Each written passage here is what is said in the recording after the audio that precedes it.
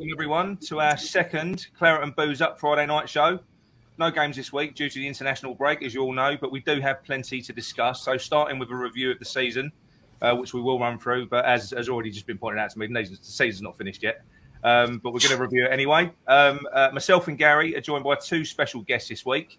The self-proclaimed Hackney Marshes Van Dyke, otherwise known as John Osborne, and Nigel Khan, who is the co-host of my favourite West Ham pod, the More Than a Podcast. John, how are you and where are you this evening? I'm all right, Nick. I'm just at home. Just got in not long ago from my son's football. So, looking forward to a little debate with you tonight and your brother and Mr. Nigel Khan, the infamous Nigel Khan. Good. Gary, how about yourself? You all right? I'm good, thanks. I'm good. I'm here in Romford in quite an inferior shed. So, yeah. You've got shed envy. And Nigel, how are you and where are you this evening? I'm all right, mate. I'm in my shed. Hey, that's what I wanted. That's one off the bucket list. Oh, dear. Oh, good stuff. All right, Gary, going over to you then. I'm going to pour myself another drink. Yeah, so what we're going to do to start with is going to look at we're going to do a season review, and we're going to first of all look back. We're going to look back at the fixtures and kind of see how well we've done so far. And I saw from Nigel's sort of summary the other day, he sends out this sort of heat map, bar chart sort of thing that shows how well we've done this season versus last season in terms of stats. And on stats-wise, we're dead level, apart from we are plus 3 goals. But anyway, do you want to flash up the fixtures? We're going to start from the beginning. Yeah, no worries. So we've got the August. You can talk over these. I've done this the wrong way around. It's an overlay. Yeah. So So I mean, yeah. So I think we started pretty well, right? We started pretty strongly with Atlanta. Absolutely brilliant start to the season. It was flawless, and it was only after that it started to go wrong. Do you guys think that we this kind of new style of football that we've started now, that we've started playing with Rice going forward, and we'll talk more about that later. Do you think we implemented that at the start of the season, or do you think we started the season as we finished the last? I think it's more prominent for me. Like, I see Rice going forward more obviously. Do you know what I mean? Like, you notice it more and more. Yeah. Maybe towards the end of the last season, he did go forward quite intermittently in games, but now it seems to be quite a regular occurrence. Which is a good thing because he's got an engine. He's built. He's got upper body strength. He can hit a ball. There's nothing wrong with him trying to do that. And it's obviously, I think you might have said the other week, I heard you say that it's the part of his game that they're looking to push and improve for him individually. Do you know what I mean? I think it's become more prominent as I would say. Yeah, I think so. How about yourself, Nigel? Yeah, I don't know whether it'd be nice to know whether it was a conscious move by Moyes. That's the only thing, isn't it? Obviously, last season you can see by the amount of goals that Souček got. I think it was 9. Was it? Was he runner-up joint? Yeah, was it 9? I thought it was 10. He was 9. Was it? Oh well, I know Antonio. Obviously, it was only 1 goal behind Antonio. Right. A lot of goals he scored as well from set pieces, headers. But it's noticeable that he's not getting in that position anymore. But then Rice is. Yeah. So now the thing is, you don't want both to go. It's always should be a case of one goes, one stays. And normally you'd expect in a game that they would dovetail. But obviously it is noticeable more. Perhaps it's notable more because we've just watched, Declan for the past 4 years just sitting. Yeah. Where it is far more noticeable that he's going forward this season around the edge of the box, having shot. He's got a good shot on him, hasn't he? Yes, he has. He's a powerful boy, isn't he? Let's be honest. And I think he could do a lot more with that. If you look at his goals, a lot of his goals, what's he got about in total? I think I can only think of 5 that he's possibly scored for us. Yeah, but they've all been near enough, not tap-ins. Good, they've all been good goals. Yeah. I think he's getting forward. He's getting forward, and apparently, stats-wise, he is the most sort of progressive player in the entire Premier League. Yeah, and so when you look at that, in what way is that, Gail? What way? I'm not saying it's wrong. Forward runs and laying the ball off to. He's got the most sort of. I think they call it surging runs. from central midfield. And so he's done that, and he's added a few goals to his game this year. So part of me thinks that, you don't want to... I just don't know whether early in the season he was actually doing that or not. Now, this part of the season was going so well that I probably got love, couldn't see the wood for the trees. I don't know whether he was doing it or not, because both him and Souček were functioning well. And I think what we've seen now is a bit of a lapse in form from Souček, if I'm honest. Yeah. I mean, my take is that Souček was at his best at the start of last season when we was playing a different style of football, if you like. It was, it weren't as free flowing. We was relying a lot on overlapping sort of fullbacks and set piece goals and stuff like that. And then with the introduction of Lingard, our attack changed, and we became a lot more fast paced and free flowing. And when we broke with pace. Souček's never going to get there, is he? Maybe Rice. Yeah, it is difficult. I'm not too sure. I think Rice is adapting to the new way that we're playing, and I do think because Souček is a quality player. I mean, he's not on form, is he? But he ain't been for a while. But I think Rice can basically. I think you could put Rice in goal and he'd be brilliant. When you say he's not on form, I think what you're doing is perhaps because he had such a fantastic start to his career. It's possible that he over-exceeded what he'd done at these other clubs when he first came to us, and we're comparing him to his absolute peak of his powers, where actually he's possibly playing well, but because we're comparing him to when he was outstanding, and we're thinking, well, why ain't you outstanding? Yeah, and there is that sort of argument about burnout. I know, isn't there? Because I think I can't remember what the stat is. It's something like 4,000 minutes since he joined us. He has played more minutes. But has he played more minutes than Rice? He has. Yeah. Apparently, since he joined, he's played more minutes. So can't be Rice had that little injury, didn't he? Yeah. So he plays every minute. He plays every minute internationally as well, doesn't he? Oh, Souček. Yeah. But I think you do get these players that can do that. Yeah, true. I think Rice is a bit like that. If he didn't have that injury, I think he would have had an unbroken run, Rice. Yeah. And like you said the other day, Gary, he played the whole game against Rapid Vienna, and he played the whole game on Sunday against Brentford, and he was the most. I mean, the first half was a washout, but the second half he was the most progressive, really. He was, and yet he was the only one of that midfield that I think played the whole game. If I'm right in thinking, on Thursday. Yeah, I think he was. You can read too much into it, but I also think that, I mean, when he does push forward as much as he does, we don't have that. I don't think we seem as good defensively either, because obviously when he goes forward, he's leaving a little bit of a hole sometimes. It might get exposed. I mean, I think Brentford were doing that to some degree a little bit. And he's such a he's a good tackler. The way he tackles, he's phenomenal, Rice. Everything about him is phenomenal, and I think he's just trying to progress his career and his style of play to some extent. I don't think he would do it against the manager's wishes, so Moyes must be encouraging it to some degree. I think Moyes is right on board. I think that my own personal opinion is I think that Moyes brought in Zuma, and he expected that defence would not need the comfort blanket of a sitting defensive midfielder in front of it, and so they've both him and Souček. Again, Souček ain't been playing as well, but I think they've been allowed to move forward more than they were allowed to last year. Last year was really disciplined. Whenever one went forward, one stayed back. And so there was always like a 5-man defence. If played 3 at the back, it could be a 6-man defence. So we were almost impregnable. And I think this year we've looked a little bit vulnerable. There are gaps. So let's move on to, Nick, next month, September, because August was brilliant, yeah?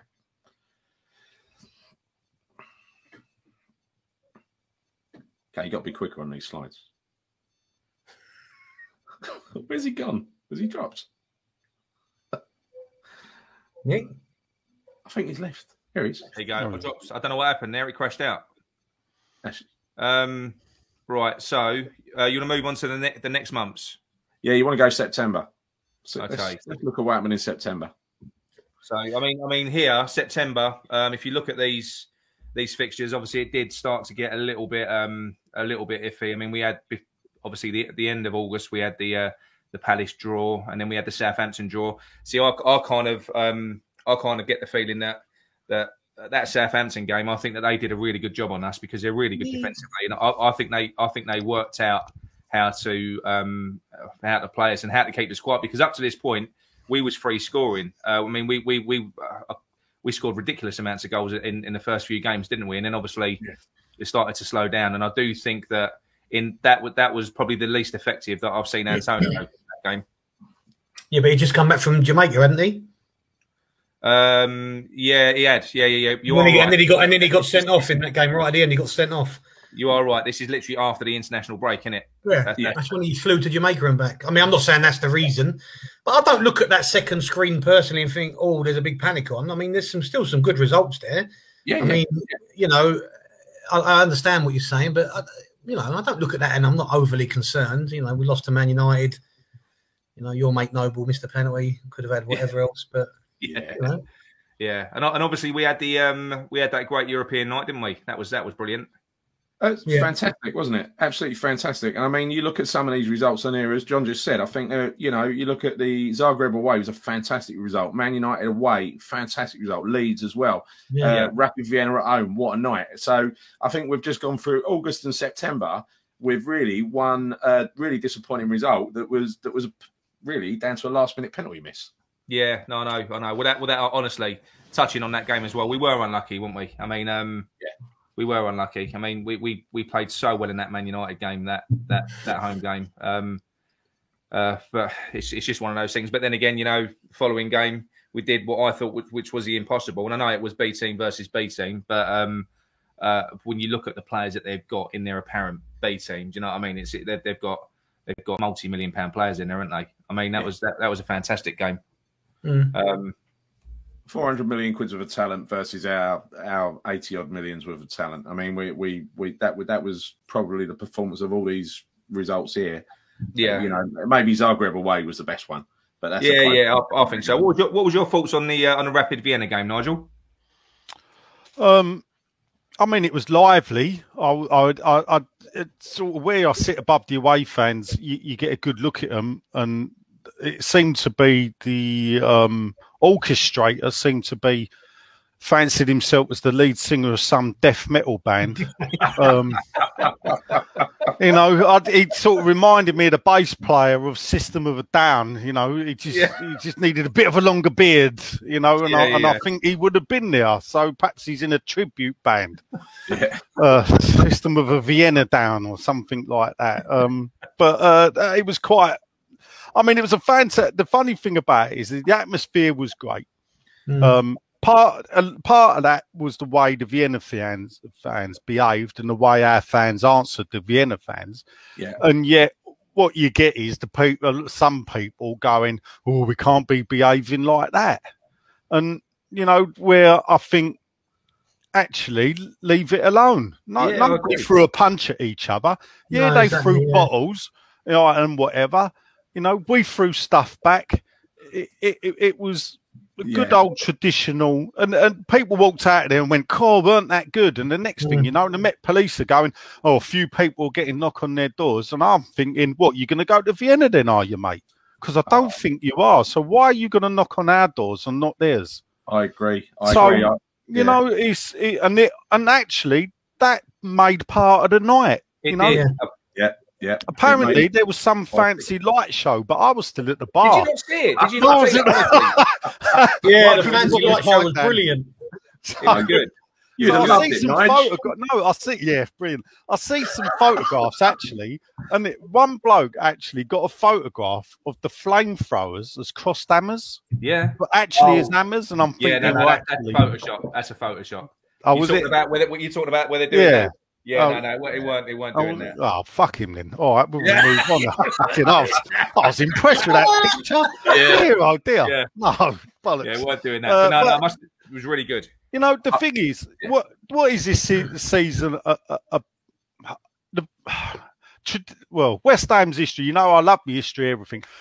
In our history, only once have we ever finished 3 times in a row top 10. Only once in our 121 years of playing with West Ham. I didn't know that. So, and that was under Harry Redknapp.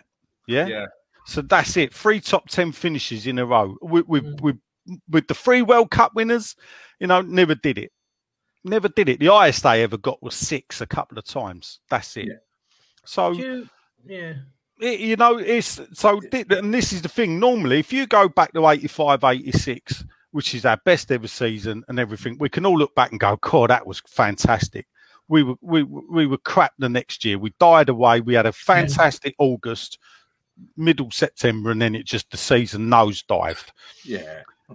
So then we had blue, hot and cold, and then you had the Payet season, as I didn't like to call it, but actually I will call it that now because I think it was down to him rather than Bilic. So you had the Payet season, the last one at Upton Park, and I think all that romantic everything, it couldn't have gone better. But the next season, we brought in 7 players and we nosedived, and we had all this trouble with the stadium. So we've not had 2 good seasons in a row. No, since that Di Canio era. No, yeah, absolutely right. And I remember back to. I mean, it just shows how bad. And I'm Redknapp jokes about this quite often, doesn't he? How fucking bad the rest of them were in that late '60s, early '70s, where you had the 3 World Cup winners and a load of chancers. But that's been always the way with West Ham. But that's the West Ham we love, though, isn't it? And this is the thing. But this season, if you say to people, "What do you want? Do you want a day out in Seville, or do you want to finish 5th?" 100%, all day long. Right. So therefore, them results we've had so far, we couldn't get any better for me. It's like they said, people were saying, after we went to a Rapid Vienna game, we got 50,000 at home and everything else. And on Twitter, they're going, oh, fucking hell, you've only just got into Europe. You don't know what it's like. It's no, the simple fact is, we love a night out. We do love a night out. Oh, yeah.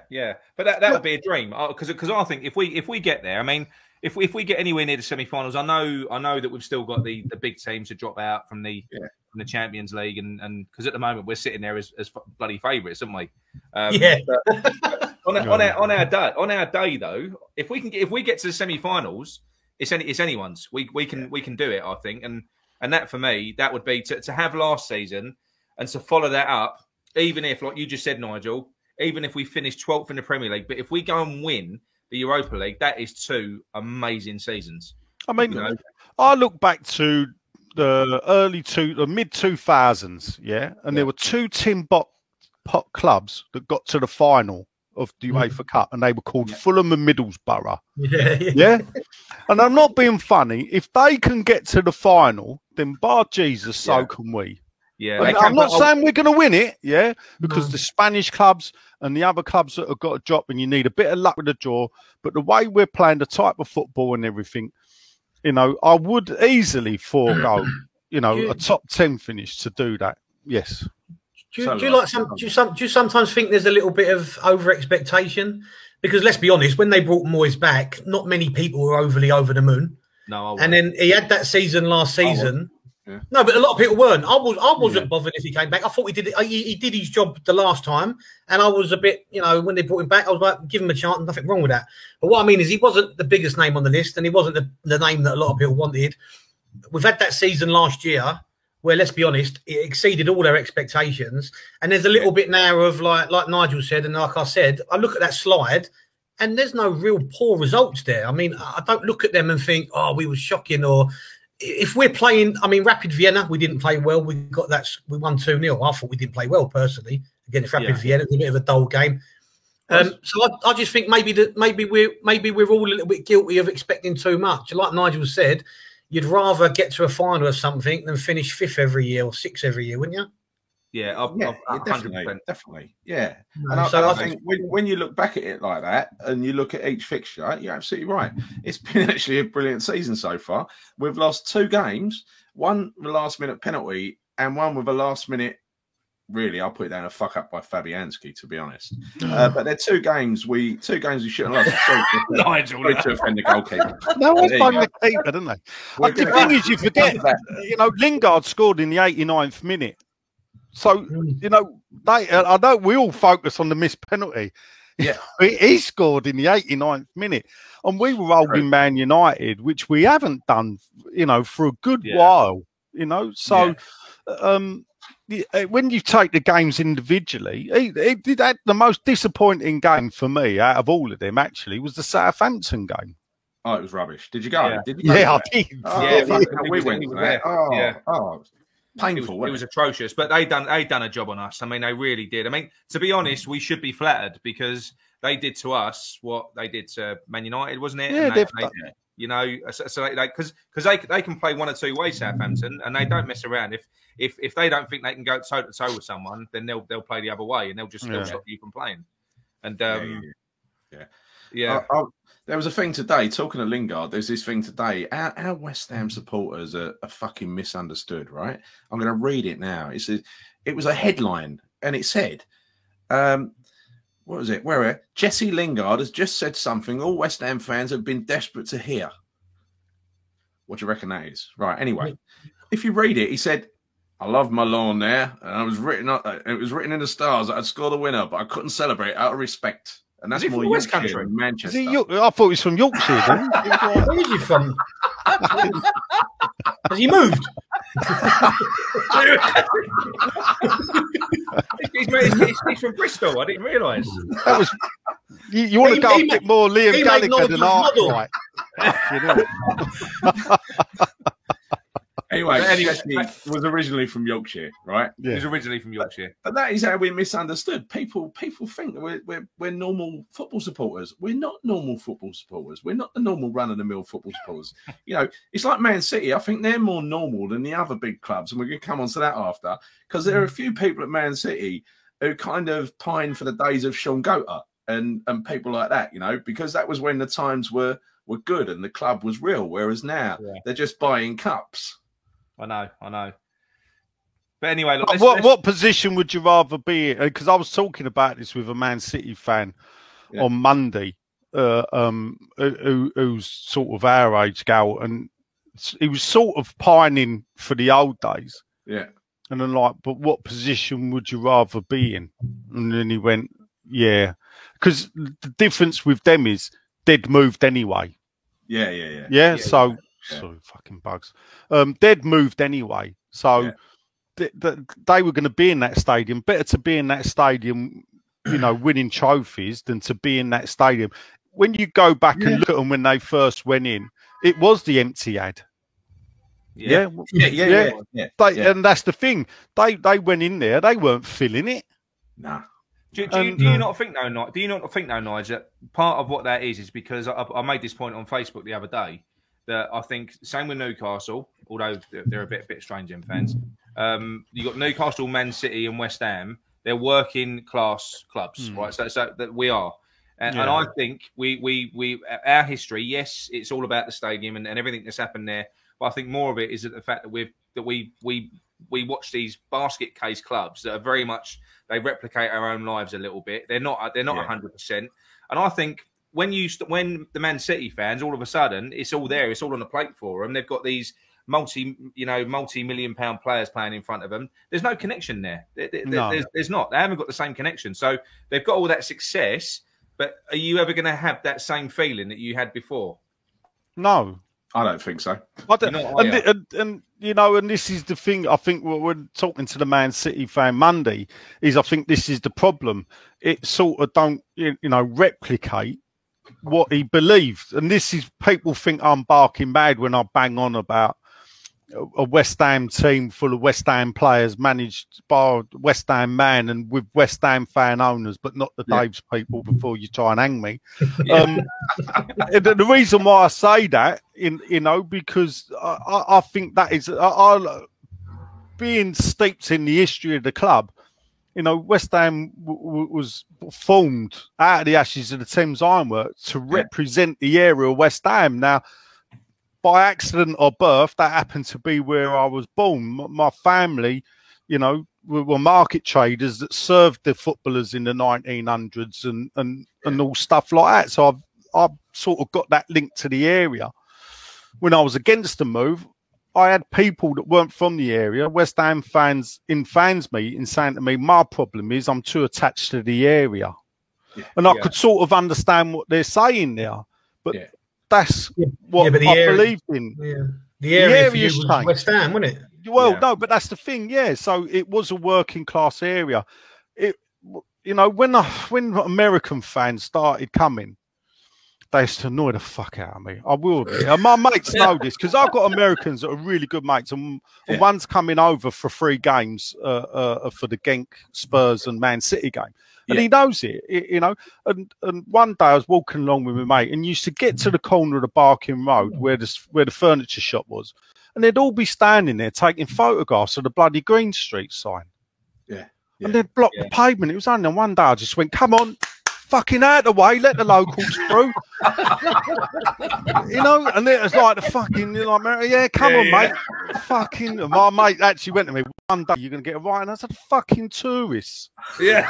Yeah. And this is the thing. And now, though, but then when you sit and you talk to these people, like you had your mate from America on last time. Yeah. I never spoke to him. I never did the internet or nothing. So I didn't know. Yeah. And then I get friendly with these 2 Americans. And they tell stories how in 1992, they're running around 5 bars in New York trying to listen to a radio commentary of West Ham. There you go. There you go. And then you think, fucking, you know, and they went, we flew to this game. And you're thinking, you flew all the way just for that game and then flew home again from America, like 3 days later. And you're thinking, and I fucking moaned when I moved from Plaistow to South Ockenden that I had another half hour on my journey. Yeah, you know? I know plenty of people who are in America who are very, very good West Ham supporters. Yeah. And a lot of them as well are expats. They're sort of former EastEnders who have gone over there and sort of spread the word. But the way I look at it, and I've been like this for a couple of years, and I didn't used to be like this, but the way I look at it a couple of years now is if you're going to dedicate a very large slice of your life to talking about and watching West Ham, and and often travelling over. I know a guy called Scott who's over in Copenhagen, right? And he used to live over here. He's English. He used to live over here. He spends all his time, not every game, but travelling across from Copenhagen to watch the games. Another guy called Graham as well. And when you look at the sort of commitment they show, it makes my driving down the A12 and parking at here a little bit pathetic, you know. What I mean? I went to Germany at the West Ham Tottenham game, Wembley. I was standing next to a German bloke, and he what he did was he leant down and went, "I know who you are." I was like, "Oh, right." You know, he says, "I listened, blah blah blah. I listened to podcasts I've read over." I was like, "Oh, right." So I got talking to him. We're like best mates now. I've been to his house, but when I went to his house, he put me in the spare bedroom. It was like this shed. You know when you think, but then he tells me the story. I said, "Well, how'd you get into West Ham?" And he said, basically, he fell in love with an English girl when he was 18, and he followed her home to England. This is the mid-70s, and he went and lived in the East End of London in the mid-70s as a German. Oh, yeah.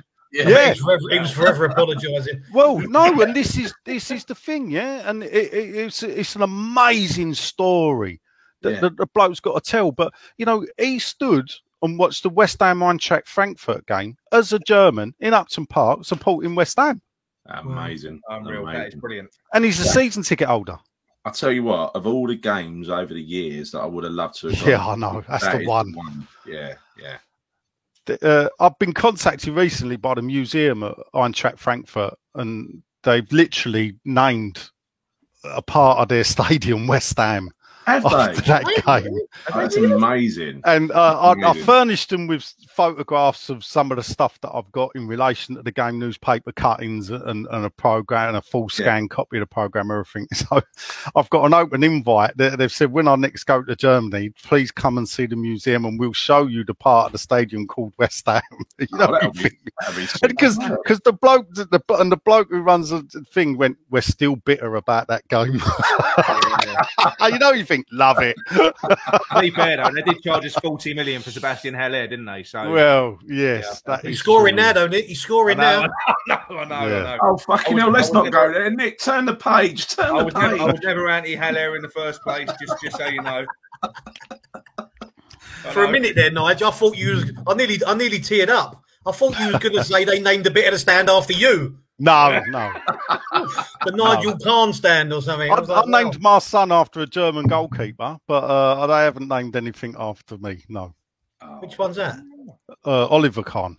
So, Oliver Kahn, great keeper, so Bayern Munich, yes. Yeah. Nice. He don't thank me for it.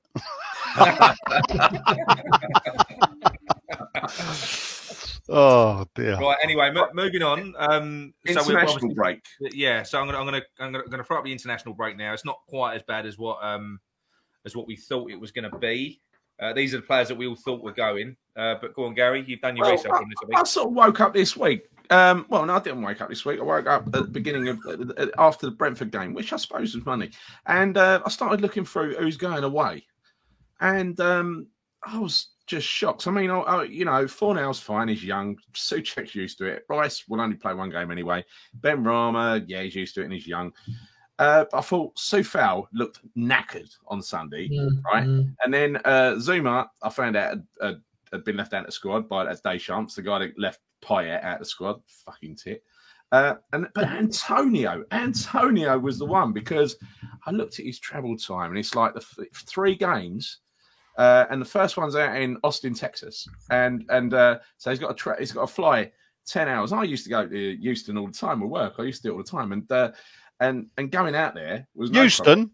Houston ain't far, mate. You get the Metropolitan line goes to Houston. I'm sorry, son. Your accent. Jump in my cab, mate. You can jump in my cab. I'll take you there. Yeah, but yeah, I used to go out there to like Houston and Dallas, and I used to go 3-4 times, 5 times a year or something like that. I used to go out there for work, and go out there, and I used to stay up the night I got there and get my body clock in order, and then I was fine while I was out there, absolutely fine. Coming back, that was a nightmare. If you have that a little trip and you're traveling around to different destinations and you come back, you're knackered for 5 or 6 days. So he was due to play his last game, Antonio, believe it or not, kicking off 1 o'clock in the morning on the Friday, with us playing Everton on the Sunday. So you imagine he would have got back probably mid-Saturday with extreme jet lag. He wouldn't have been playing whether he'd have played or not. Frankie Mack done it, mate, and he scored. Yeah, but he'd done it courtesy of a little, a little sniff and a bit of yeah, they didn't piss test him, did they? No, they didn't. No, it didn't happen in those days.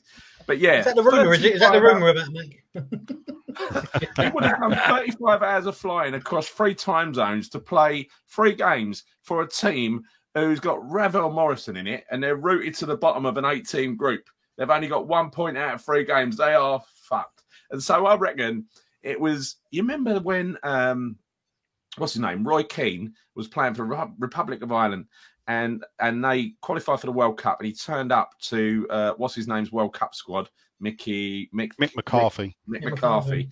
And this is where they had a massive falling out, and Roy Keane stormed off away from the World Cup squad because he turned up from Man United, where everything's professional. He turned up, they've got no cones, they've got no bibs, they've got nothing. You've got a couple of blokes smoking fags on the sideline, stuff like that.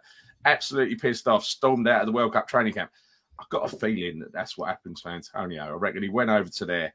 They've got turned over by whoever it was. He's lined up, he's looking at Championship player, League 2 player, Ravel Morrison. He's thinking, I ain't got a bib. This ain't, this ain't on. So I think he's been looking for an excuse, and I think the schedule is the perfect excuse. But this is brilliant for us because he needs to be wrapped in cotton wool. Yeah, well, you got him, and you got obviously. Soufal, I was really relieved with because I mean, look, I do love Soufal. He was incredibly shit in that last game, but now we all know why. Yeah. He was carrying that groin injury, and we all know where he got that groin injury from, don't we?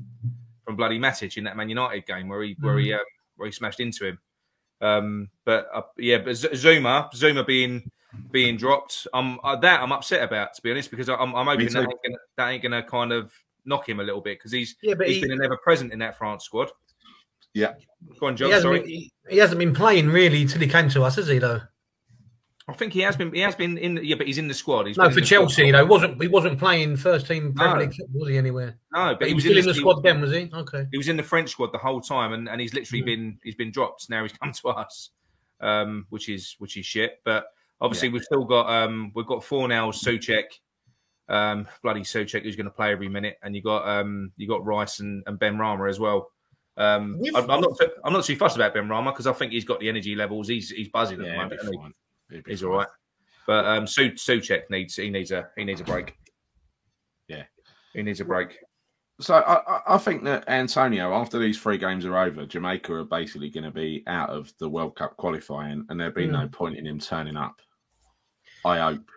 They're not competing, are they? They're not competing. And that's the thing, and that's why I would never sort of really step in the way of. Even though I hate the international break, I've got no time for international football. But I genuinely haven't. But these players, if they're playing for decent nations who are competing, that's fine. But Jamaica, they're never going to compete. It's pointless. I'm with you. They've turned international football into like a Champions League tournament where they've tried for TV to create more games. The trouble is, me and many others, like you just said, I ain't got any fucking time for international football apart from tournaments. I watch tournaments. I don't watch anything else. I don't watch qualifiers.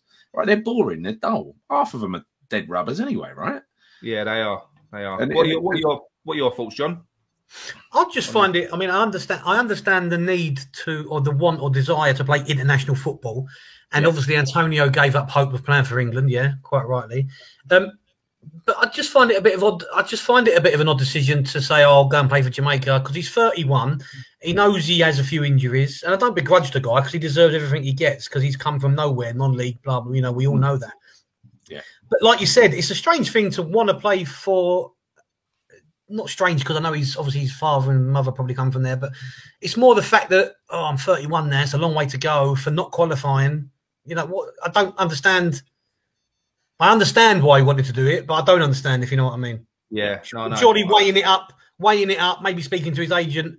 I'm not having a go at Antonio, I never would, but I'm just saying. Do you know what I mean? It's not like he's playing for a team possibly going to get into the World Cup anyway, like you said.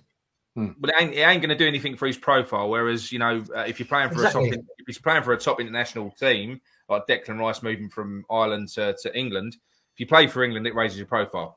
It does.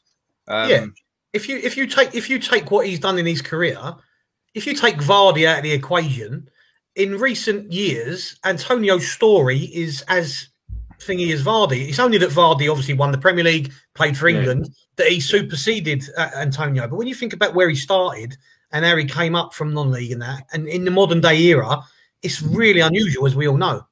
It's brilliant. It's Roy the Rover stuff, though, isn't it? Yeah, so I don't think he needs to go anymore. I listened to something the other day, actually. Gary Neville was talking about Antonio. It might have been an old programme or something. But when Neville was assistant with England, they was looking at Antonio coming into the squad as a right fullback or a right wing back, because that's where he was playing for us. And he was saying that they never saw him ever, and as we probably never saw him being a striker. So it just shows he's even continuously proving people wrong, continuously sort of challenging himself or being challenged and excelling, you know? So yeah. I mean, Antonio in Jamaica, this is the way I see it. He realises he ain't going to get in and play for England.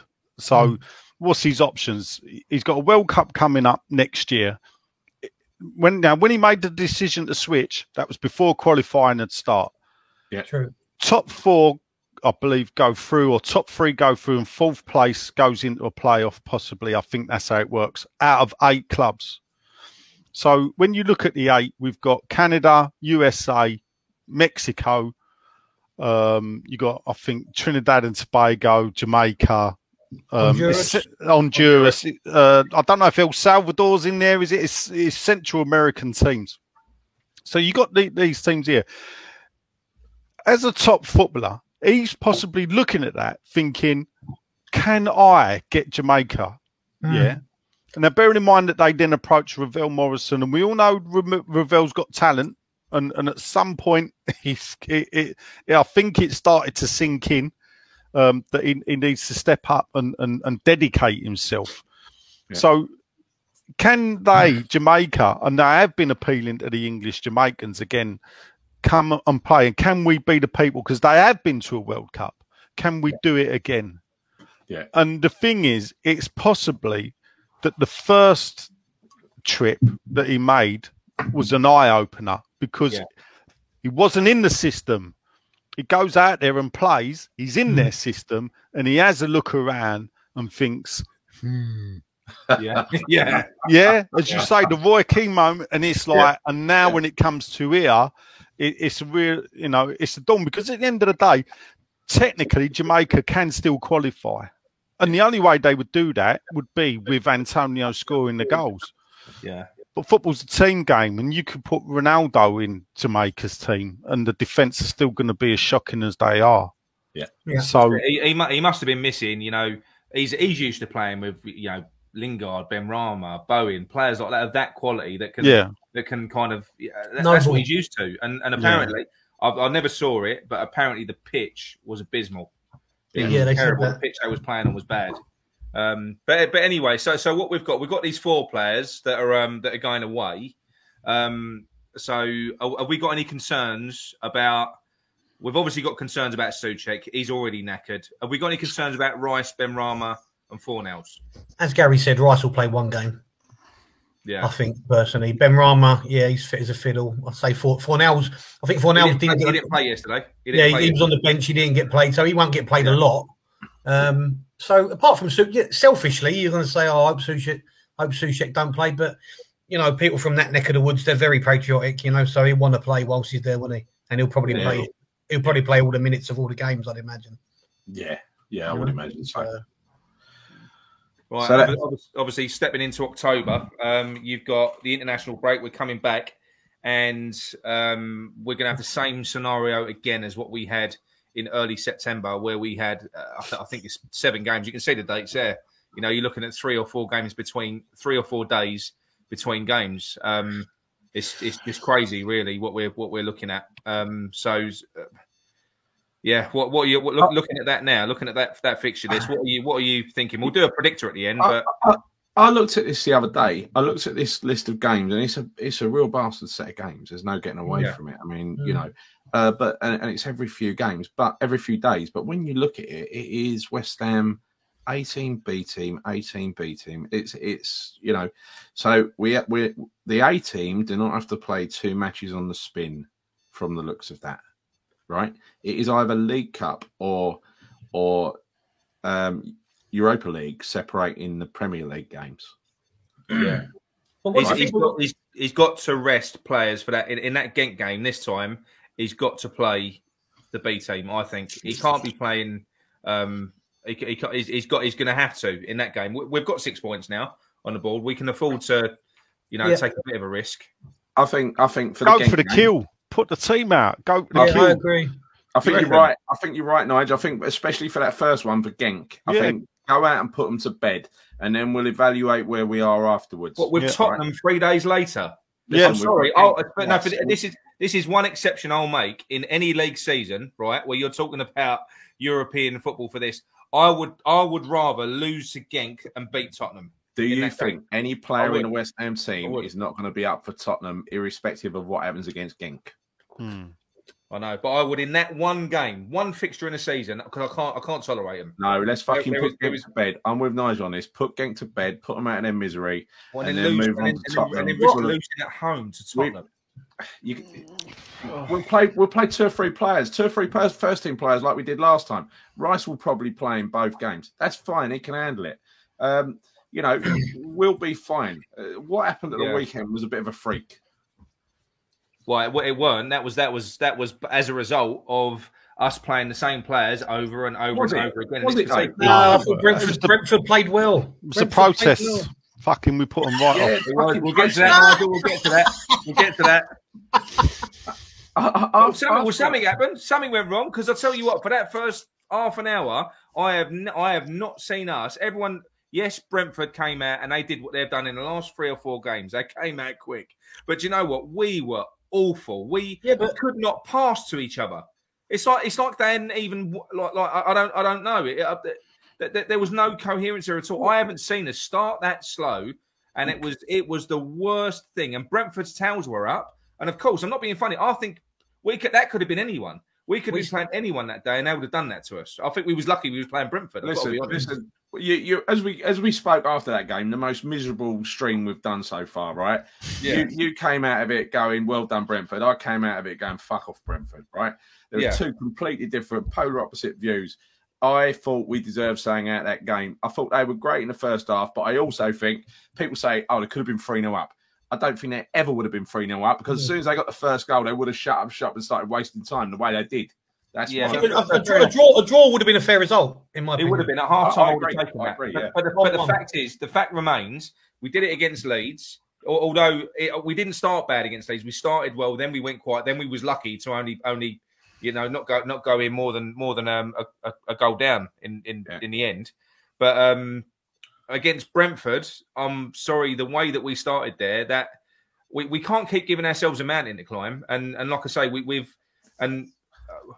But define keep on giving ourselves a mountain to climb. I mean, it's happened in really 2 games. It's like Leeds and Brentford, and Leeds was a different script anyway because we just took control of it in the second half. And there's the other trend, isn't there? There's the other trend of us conceding late goals as well to lose games. That's at home. That's happened as well for the last 3 games. You've got to remember though, it is the Premier League, yeah. And there's very few mugs in that league. Not being disrespectful, apart from Norwich.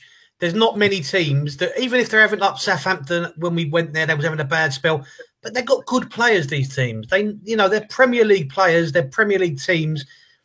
You can't play well every week and you can't win every week. As a West Ham fan, you must know that. We all know that. But I just think that, again, there's a danger of getting carried away because of what happened last year. I look at them results that you've looked at already. Leeds away, I didn't think we'd go to Leeds. I thought we'd draw. Newcastle away, we thumped them after starting quite shakily. So they were great results for me. And yes, we lost to Man United in unfortunate circumstances. As Nigel said, they did score an 89th minute winner, as it turned out. So none of the games we've lost, we've been out of them. I don't think we've been run into the ground by anybody. We've had our bad spells. Yeah, you're right. And when you look at the fixtures coming up, out of them, I mean, I think Everton away is probably one of the toughest ones. On paper, the way they're playing good football, they're doing well. He's got some good results. Seems like he's winning the fans over up there. Benitez by his results a little bit. And also, I think, like I'm a bit like Nigel said earlier, I'd rather have a day out somewhere than just finish mid-table or something all the time. And I look at the Carabao Cup and I think, why can't we go for that as well? Maybe I'm just being a bit like naive to the squad, but why not go for it? Why not go for that? We're only 3 or 4 rounds away from Wembley if we carry on with that. I know, 100%. I agree with you, mate. But like I say, how I feel about Tottenham. That's a one game. No, I know. That is a one game. Just another team, Nick. They're not. I live in North London. I live in Liverpool. Another team. It don't matter. They are. They're just another team. They're not even our rivals. Our rivals are Millwall. And this is the thing.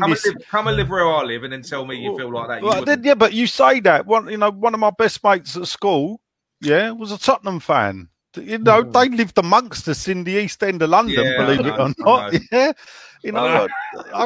There's loads of them I know. I know loads of Tottenham fans, and not Tottenham fans from Tottenham fans from Canning Town, Plaistow, Barking. They're like the rats of London, mate. You never know 6 foot away from one of the sods. Yeah, but they only pop their head up, when they've got something to shout about. Otherwise, they scurry about in the dark. No, they do. Oh, sends a shiver down my spine. No, I just think we've got the opportunity. Yeah. Is he prioritising? He's obviously, to me, it looks like he's probably prioritising Europe over the Carabao Cup. I don't see why. I'm not having a go at Moyes, believe me, but I don't see why that takes priority of it. Why not give them equal priority? We're not going to get relegated, right? I'm not being wrong. The last Carabao Cup performance was fucking amazing. What's that? Amazing, yeah. The last Carabao Cup performance was amazing. But he didn't. But it was a complete B team, though, wasn't it? I think I know it was. But what I'm saying is now let's be honest. None of us thought we was going to beat Man United, did we? No. Let's be honest. Yeah. Nigel, did you think we was going to go down to? Let's be honest. Not honestly. After, no. I was hopeful, and then we played them and lost, and you think, well, hell, stranger things have happened at sea. That's the way I see it. So listen, we want to see us win a proper cup. Yeah, I know people go, we want to win something. In our lifetime, Leicester's won, all the 3 trophies. Yeah. They won the League Cup in the 1990s. They've won the League Championship, and now they've won the FA Cup. And all we've had in our lifetimes is in the FA Cups. In the Toto. And a Betway. I must admit, you say major cup, John, but going back to 1981, I'm sure Nigel agree with. Back in 1981, the League Cup was a major cup, and it's my favourite three-handled cup, and I'd love to win it. I'd love to win it. I'll tell you, I mean, I remember as a kid, Nottingham Forest came to Upton Park, and Nottingham Forest were European champions. You know, Cloughie, Shilton in goal, Woodcock up front, everything. We were in Div 2, and it was the quarter final, and they couldn't beat us at Upton Park. In fact, they beat us 3-0 in the replay, but it went to extra time in the replay. Yeah. You know, and if we could, John Lowell's teams, and this is the thing I don't get. Back in the late 70s and 80s, they smoked, they drank, they had steak as a pre-match meal, they played on pitches with no grass, footballs that were too hard. Yeah. They did all that and played 60 games a season. Yeah. And this lot are like trained like pure athletes, look like Adonises, don't drink, don't smoke, eat pasta, play on carpets, and after 30 games went, well, I need a rest. Yeah. I've played too many this season. And I feel like saying, no, you talk to the old players. When you talk to the old players, and I'm lucky enough, I've spoken to loads of old players around at that time, and they all say the same. Well, we preferred playing because we didn't have to train. Yeah. We're footballers. We want to play football. The training was the bit we had to do. But when we were playing 2 games a week, I mean, 1986, we played 17 games from the 1st of April to the 5th of May. Yeah. And also, Nigel, you're talking about a time as well where the pitches, the conditions weren't the same, and tackles were just a little bit heavier as well. Yeah, you know, so all that going on. So if they can't do it now, come on. I totally agree. I mean, how long does it take to recover? I mean, myself as a professional athlete, it takes me probably 1 or 2 days to recover. When you look at this fixture list, it's mate, us keepers, we recovered the next day. Don't worry about it. But A teams and B teams, you're playing 18 B team, 18 B team with a little bit of blending. As long as we stay away from injuries, I see nothing but wins in this list. No. Oh, I love the optimism. Optimism. But listen, we'll do a Premier League predictor, but let's just very, very quickly, we'll alternate, we'll run through this list, right? I'm going to go Everton, West Ham. John, give me a result. 1-1. Right. West Ham, Genk, Gary. 4-0. Right. West Ham, Tottenham, Nigel. Please give me a win. Draw. Oh. Fuck off, Nigel. No. Right. No. Right. West Ham, City, John. Well, I bought the tickets for that the other day, so I hope we do win. And I'm going to say 2-1 West Ham. Oh, really? Nice. It depends who we put out on the team. If we put a B team out. Yeah. Right. Villa, West Ham, Gary. 2-1 West Ham, obviously. You're just being stubborn now, aren't you? No, that's what I believe. Right. Genk, West Ham. Go on, Nige. 3-0 West Ham. Bloody hell. 7-2 against them. Jesus. Fair enough. Well, and I will go. I am going to be. It's the one in that list that I am quite optimistic about. Funny enough, is Liverpool. Really? Yeah. Who's hosting this show? I know.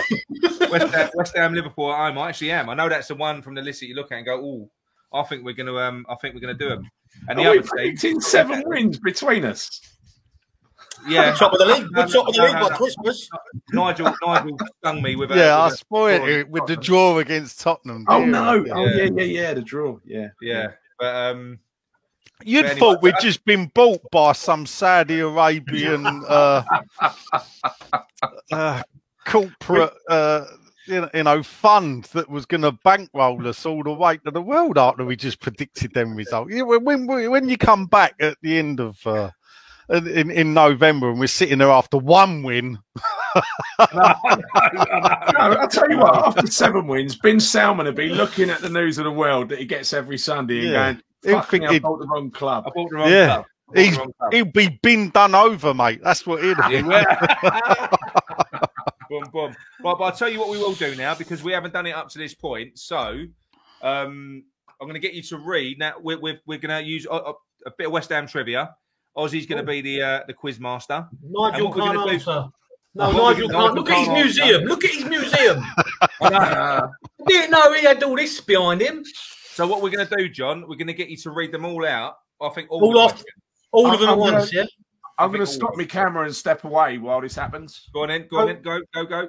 He's Googling the answers. That's what he's doing. That's what he's doing. You can't trust him. Unbelievable, Jeff. All right, then. Okay. Gary, I think Nigel was going to know these, so I didn't know the level of fan, so it's quite mixed. Anyway, I'll give it a go. I'll start with the 1923 FA Cup final. Nigel, you said you was there, so you probably know this very well. Obviously, it was known as the White Horse Final. Yeah. What was the horse called? All right, yeah, that's one I know. Oh, you know that one? Oh my god! You're not allowed to say. You're not allowed to say. What was the name of the White Horse in the White Horse Final? Right, so anyone on the who's watching, just put your answers in the chat, and then we'll review it at the end. I'll throw it up now. You've done it the other way around to what you told me, John. 1 minute. Oh, sorry. Go on. That's it. Got Nigel sitting there knowing it all. Look. Oh. So smug. I'm joking. Oh, I'll start with number 1, Nick. Sorry, I didn't know you was doing it in particular order, mate. Sorry. No, go on, mate. It's fine. So there's 2 questions in this one. So the first bit is, obviously, as we know, Julian Dix spent a season at Liverpool where he modelled himself on Razor Ruddock. Who was the manager that bought him for Liverpool? And Dix turned out to be his last signing. What was the manager's name? Do you know that one, Nigel? Yeah. Oh, it's ridiculous. Question 2, which joins on with this. Obviously, I think they gave us £1.5 million for Dix plus 2 players. Can you name the 2 players that came the other way? Just stop nodding, Nigel. I know you know. Right. Okay. I reckon you're going to get him on question 5, though, John. Yeah, you've done number 3, so go to number 4. Yeah, go on. Yeah, only because he might know. If you don't know that one, it's because it's not West Ham related, maybe. Yeah. Where are we now? Question 4. Well, obviously we know, as you said, West Ham came out of the ruins of the Thames Iron Works, and there was known as Thames Iron Works when they was formed in 1895. What year did we take on the name West Ham United? What year did we take that on one as well? Yeah. Oh, Yeah. don't have him on again. I know. Don't have me on again, actually. You're going to have to up your game, John. You're going to have to up your I game. know, but he's a different level of fan, man. He's a different level of fan. So question 3 we did. Right, so I'll let you read out question 5 then. Yeah, question 5. It's not West Ham related, but it's obviously football related. It's a bit of a tricky one, but anyway. Luis Suarez recently joined 2 other players, namely Cristiano Ronaldo and Zlatan Ibrahimovic, in a list of only 3 players that have now, in their career, scored a goal in every minute of a match. So they've scored a goal in every minute of a professional match between minute 1 and minute 97. John, you just gave the answer. God. No, I haven't. You just said Luis Suarez joined. Did I? Oh, too many beers. You said Luis Suarez joined. No one noticed it, Nick. Answers on a postcard to the Zlatan Ibrahimovic Cristiano Ronaldo competition. I read this Suarez. He Googled it. Oh dear! I'm no Magnus Magnuson, am I? Sack the quizmaster. So look, that's how John. That's how you said you was going to read it out to me. Look. Oh yeah, you should have put it up then. You didn't have it on the screen. It was your fault. I read my piece of paper which had Luis Suarez first. Must do better, John. Must do better. Right, Nigel, would you have known that? That one, no, probably Yes. not. I've not paid attention this week. there you go. To that. Right, I got it wrong and he the would have other bloody four. known it. Oh my god. Right, do you know what? I think we exhausted Rice and Souček at the start of the show. That was going to be a talking point. So I'm not doing that one. So going back to a couple of players. Right, let's throw this up. Right, Fabianski versus Areola. Right. Do you know what happened? What bit's the Areola? I googled it. I googled it At the top there, look. Hang on. Bit round the It's outside. like the white bit of the egg. Bit round the outside. Bit around the outside. That's it. Right, so I feel with Areola, and that's what came up, so I put it on there. But anyway, so from what you've seen so far, I'm going to. I'm not going to go because I know what Nigel's going to say, so I'm going to go to John first, Gary, and then Nigel. From what you've seen so far, is it now time to give Areola a shot in the Premier League first team? There's no reason why they shouldn't and couldn't, because he obviously had a season on loan at Fulham last year, so he's got experience in it. I did bring it up after the Brentford game, didn't I? That Fabianski's kicking was poor. It's his distribution. That's always a question mark, isn't it, with him? Yeah. I've never noticed it as much as I did from the other day, though. No, it's always been bad. I've always he's always that is not his strong point, and I think it stuck out the other day, though. I think it stuck out for me more. Absolutely. Well, he kept on almost kicking it out of touch, didn't he? All the time. But I think he's a great shot stopper. You know, so I mean, he hasn't made any clangers where he should be absolutely dropped. So, like, if Moyes wanted to bring Areola in, I wouldn't be lacking in confidence with Areola. Put it that way. No. Okay. Well, let's move on to the scathing Gary on this subject. Well, look. Again, I haven't had as much experience playing in goal as Nigel, but I did play in goal for the Red House at St Bernard's in Bethnal Green, right? And we I saved a penalty. I saved a penalty, and it wasn't just because it was straight down my throat. Honestly, it was because I had the nerve to stay still because I read the guy's eyes and I knew what was happening. So I was a top class keeper apparently. Now, based on that. What I saw when Areola played his first game was utter fucking chaos for the first 10 minutes, especially when he flew like a madman towards the crossbar, right? What I also saw was he made a save with a player coming in and he pushed it away. And I think this is where Fabianski is now. Age is catching up with him and he's getting a little bit slower. I don't really blame him for the Cristiano Ronaldo one, right?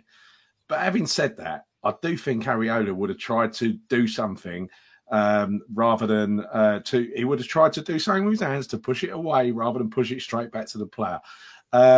What he did against Brentford, there were, two goals. The first one was, you could say it's a great save and he's being quite slow getting up and getting to the second one. That would have been a great save as well. But he's done the same thing. He's pushed it into the path of the player. The third one, so look, I'm going to give him 2 out of 3. He should have done better with. He should have done better with a Ronaldo one, and he should have done better with the last one on Saturday because he should have actually caught that ball on Saturday. I don't think you got to punch it from there. He had no one near him. It was a comfortable saving height. Why did he have to push it away? So look, as a very experienced goalkeeper, that's my opinion. So, Nigel, over to you. I mean, the Ronaldo one, yeah, I mean, you know what it's like. The balls come straight down at you.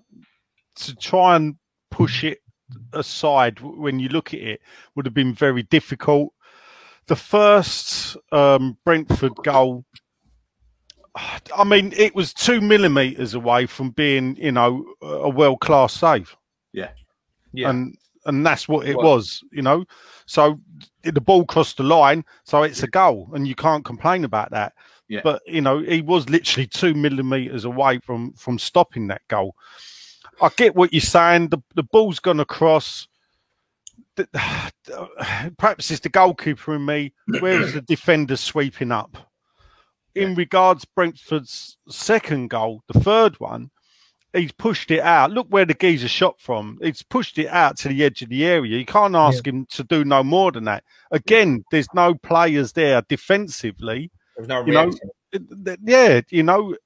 So you can say, yes, Fabianski, but then I always go, look at Fabianski's game as a whole. He pulled off some top jaw saves against Man United and he pulled a few off against Brentford. Yeah. So... Yes, I get it. Areola is, 26, 27? Yeah. Technically, you could say there's a player who in 6-7 years' time could be West Ham's number 1 still. We can't say the same about Fabianski, though, about that. So I think it's right that we've brought Areola in now Yeah. I think Fabianski's possibly got a season in him, and then it depends where if he's going to be happy to drop to number 2 and allow Areola to come in and allow him to sort of be the senior pro with Areola's apprentice. Yeah. In a way, if you look back to Parks, when Parks stopped playing for West Ham, he didn't retire. He got injuries, but he stayed at the club. And even so much when Alan, I don't like calling him McNightmare, but sometimes I forget that ain't his real name. Alan McKnight came in, and McKnight was Ireland #1. We signed him from Celtic. He'd done well, and he had a shocking confidence. And Phil, in the end, had to come back in and take over from him. Yeah. But, Parks, he was happy being at the club, I think, as the number 2 then. Yeah. And bearing in mind, when you was the number 2 keeper, you didn't even sit on the bench. You either played reserve football or sat up in the stands. Yeah. There's that. I think Areola's the future. I don't go into distribution. A keeper's job is to stop the ball going in the net. That's it. Yeah, but the modern day keeper is a different side to it now. Well, I'm not saying I agree for that, mate. No. Yeah, there is a lot to blame from that. I agree with you. Like, everyone passing out from the back and that. Yeah, but I will say my take on that is that I love Fabianski, and I was all for giving Fabianski more time, even with. Because he's not. I don't think he's been any worse this year than what he was last year, Fabianski. I don't. I don't think he's been perfect, but I think he's also been brilliant. He's made some great saves. His distribution's never been great. It's never been good. But I thought, I was really excited when we brought Areola in. I was really impressed. I thought it was a very forward-thinking, un-West Ham-like thing to do, to go out and buy a keeper like that when we've already got a keeper. Like Nigel said, thinking to the future. But what worries me is we all saw how good, literally amazing, that Areola is last year. But then when he came in to us the other day and he kind of made his debut, he looked shaky as fuck. I mean, he looked really rattled. And then what worried me even more than that, because it is quite important for the keepers now to have good distribution, was in that Rapid Vienna game. His distribution was worse than fucking Fabianski's. It was worse, and for that reason, I think that maybe the longer you leave it, it all depends. I don't know. It all depends on the individual, but maybe he needs to get in and get settled. And the longer you leave this, the worse it's going to get, the harder it's going to be. You've got that triangle that people keep talking about, which I'll tell you what, we're going to. I'll flick to that one now. But you've got that triangle. Hang on a minute, though. Can I just say, I think, in some players' minds, it must be like when you're playing number 2 to a player, like Areola's number 2, and he gets his chance. And he didn't get his chance in the first European game. He got it in the second European game and in the League Cup games. The guy must feel like he's doing a job interview every time. Every time. That's what I mean. That's what I'm trying to say. So I think he needs to go in. We know what he can do. Yeah. We know that he's a good keeper. But I'm worried by how shit he looked or not shit, but how rattled he was, how nervous he was. We didn't see any of that with him. I mean, again, playing for Fulham last year, I think he conceded more shots than any other keeper. Yeah, but that's every relegated team does. Yeah, but so did Fabianski when we signed him from Swansea. Exactly. I know, but what I'm saying is Areola didn't look rattled last year under that sort of pressure. He came into our team and he does. He was number 1. A bit rattled. He looks a bit rattled. And I think we've got to kind of nip that in the bud, because what I don't want to happen is he just, comes in every now and then. All of a sudden, he gets a bit of a bad reputation with support. Fans start getting on his back, and then it's done. It's gone. You've got another Haller. You've got another. Because we're not forgiving fans. We're not, unfortunately. It's just the way it goes. Listen, Nick, Haller was shit. Areola isn't. So let's move on to the next one, right? Let's move on to the next one. Yeah, all right. Let's move on to the next one. But this does kind of follow on. So obviously we've got Areola. A lot of people are talking about that French triangle at the back, because what I will say is I was really, really super impressed with was it the Zagreb game when Diop played, and he was outrageously good. I mean, for as good as what Zuma was when Zuma came in, he gave that commanding performance. Diop was just he was. I've not seen that player for a couple of years, So I've got nothing against Ogbonna. I love Ogbonna. I think he's probably our classiest defender, but he is getting older. You've got to think that Diop and Zuma are the future. So hang on, I've just lost John. Here he is. You've got to think that Diop and Zuma are the future. So when you look at Areola, I'm quite keen to see that. I mean, maybe not in the Premier League straight away, but that for me, I think that's the way we've got to go. Yeah, I sort of agree. The other day, straight after the game, because I must admit, when I watch games live, I see them completely different to what people see them on telly, especially when you stood behind one of the goals. And I thought, I'm going to go for a week. When you carry on, I thought Ogbonna had a decent game, and when I watched it back, I think. He had an okay game, but it wasn't a brilliant game by any stretch of the imagination. And I think what Nick just said about Diop has made a couple of performances recently where he's been absolutely dominant. He's been back to his best like he was when he first arrived. I think there was an influence of Zuma when he came in. You can kind of see it in Diop's game. He's taking the ball by the horns again, and he's coming out of defence, and he's trying to wipe people out, and he's trying to be completely, the sort of dominant defender of the two when playing alongside Dawson. I'd like to see him do that playing alongside Zuma. What do you reckon?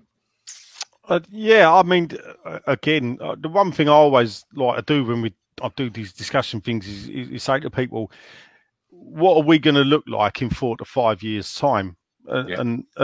And you have to have that thinking when you're running a football club, and that's why the problem is when you get these managers that come and go.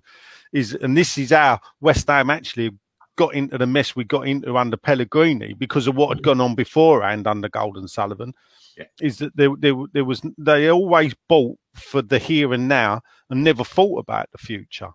So actually, what's refreshing now in the last 2 years is that we've actually bought players for the here and now, like the Kufals, but then players that can play for 5 to 7 years, like the Součeks, like the Bowens, like Diop, Zuma. These people can do 5, 6, 7 years. When you look at the clubs that are successful, look at Man City's success. Man City's success was done off the back of 4 or 5 players that played throughout that whole period. Yeah. And then they brought people in and fed people in. So Areola, Diop, Zuma, in 5 years' time, can they be playing for West Ham? Yes, they can, because they're the right age, they're good quality. Yeah. So, but you've got to bring them in and work them in. Ogbonna, I think, is still a top class centre half. Defies his age. What is he? 34 now. Yeah. You look at him the way he's playing. He's got to have another 2 years in him at least at this club. And I think if we're playing cup football well and partaking in cups, there's going to be games there. And that's the thing. Areola, you say, he's not going to be playing Premier League. Well, at the moment, we're keeping busy in the cups. Yeah. So actually, he won't go stale, will he? No, he's only played one of the Europa League. Yeah, the first one Fabianski played, didn't he? That's right. But now, I think he did enough in that game to prove that he's worthy of being. The word that we got that was for the Zagreb game, we expected Moyes to play him, and the word we got told was Moyes still wasn't 100% sure. And perhaps perhaps we got to see that with the distribution. Perhaps that's the one thing that Moyes is still not happy with. But at the end of the day, the only way to get him confident is by playing. You ain't going to get him confident. That's what I'm saying. And I think especially with a keeper, and it isn't Fabianski, I'm not worried about. He's had his career. He's a brilliant professional. He's a superb goalkeeper. Areola, I'm really concerned about because we have got an excellent keeper there. But it can all go wrong if your head ain't right. And I think I'd like him to get a run in the team, not because I think Fabianski's finished and he ain't good enough, just because I want Areola to grow into the team. Yeah, but he is the future. But when they bought him, surely the discussion they would have told Areola, look, Fabianski. Well, we ain't bought him. Remember, he's only on loan. Yeah. No, when they brought him in, do you not think they would have discussed the positions and things? Yeah, like he's our number one. You've got to prove it. Yeah, well, Moyes has wanted. I think he's always gone for 2 players in each position. Yeah, and he sort of got that in 10 positions. I think so. Yeah. yeah, you're right. Yeah, Just that one striker. position. Yeah. You're right. We'll move on to that. So in your opinion, anyway, from if I go through each of you, so I go top to bottom. So Gary, do you think when we go back against let's say Everton and Tottenham, would you like to start seeing Diop introduced with Zuma? Or do you think that Ogbonna's doing nothing wrong and we should stick with him for the time being? I think it should happen gradually. I think we've got 2 games coming up. I would play one of them, so I would go, Areola in the Everton game, and then perhaps phase Diop in after that. I think it's got to be done slowly and sort of change those roles. So Bonner moves into the cup team, and Diop moves into the top team. Because on his day, Diop's a brilliant player. Yeah, I agree. Nigel, what do you reckon? Yeah, I like the way he's doing it at the moment. Ogbonna and Zuma, for me, are the number 1 pairing. You would play them in your most important games, and then we can have Diop and Dawson to come in as maybe the understudies. I wouldn't call them the understudies, just as the second pairing, and ready to step up if and when needed in the big games. Yeah, I agree. John? I think keep it as it is. I think in defence, especially in defence, I think partnerships are very important across the whole back 4 or back 5, including the keeper. So unless somebody's having a real shocker, I don't see why you would change it. There's no real rush to force Ogbonna out, if you like, and bring Diop in. The only thing I think about sometimes is, Diop's a young, fit guy. You wonder how long he'll be happy sort of playing second fiddle, if you like.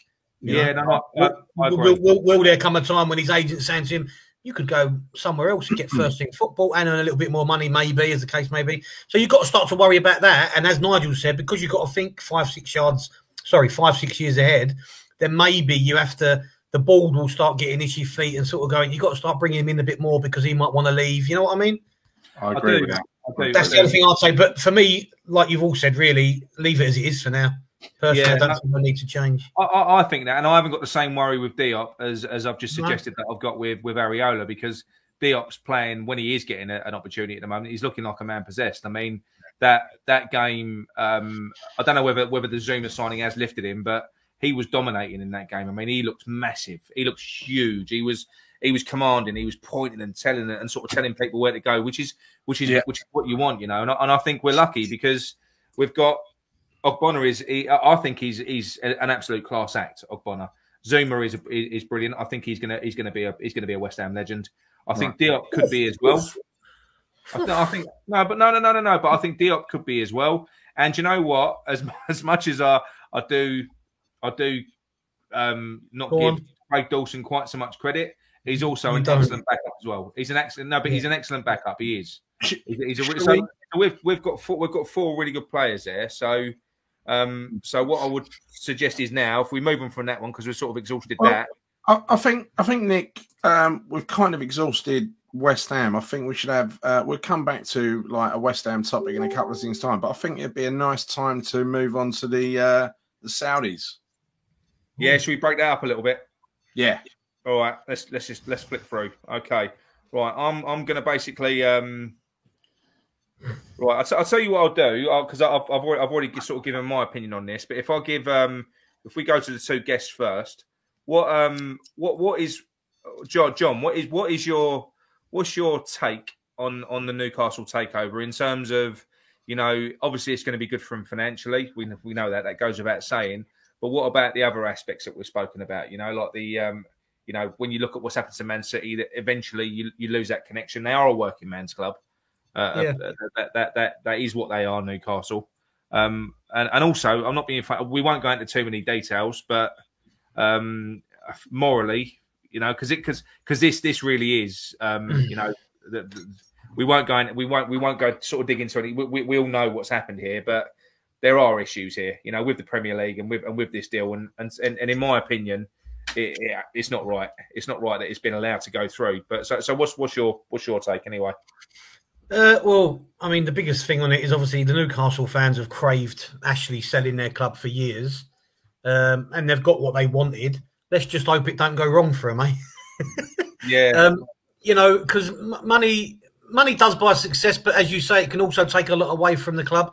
And as Nigel said earlier on, he's got some Man City fans that he spoke to recently and things, and a lot of them feel like they've lost a little bit of a relationship with the club. And you can sort of see that a little bit. You can see that from them. I mean, they're what you hear all the stuff. They're a one city club and all that sort of stuff. They say they don't crave the Keegan era, but they do, don't they? Because that's what in my lifetime, that's what put Newcastle on the map. In my lifetime, 42 years of age, that was when Newcastle were good for that few years under Keegan.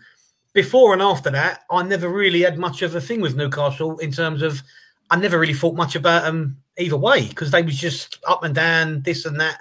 Do you know what I mean? It wasn't a big club to me as a 42-year-old person I am, but it don't mean who are they going to attract? It's cold up north, as they say. So it's not necessarily just because they got the money that they're going to get all these supposed big names. Who they're going to get, I don't know, but I think they'll have to build slow, wouldn't they? I mean, it'll be a slow process. Of course, it will. 100%, it'll be a slow process. It's whether or not these guys are going to want to build slow because quite often they want that immediate, instant success, don't they? Yeah, they can, and then they start buying all the Mavericks and all these. Yeah, it's a difficult one for me. I don't really think much of it. I mean, I just think. Well, let's see if he's still moaning now about the Newcastle fans, really. Yeah. No, I know. What about you, Nigel?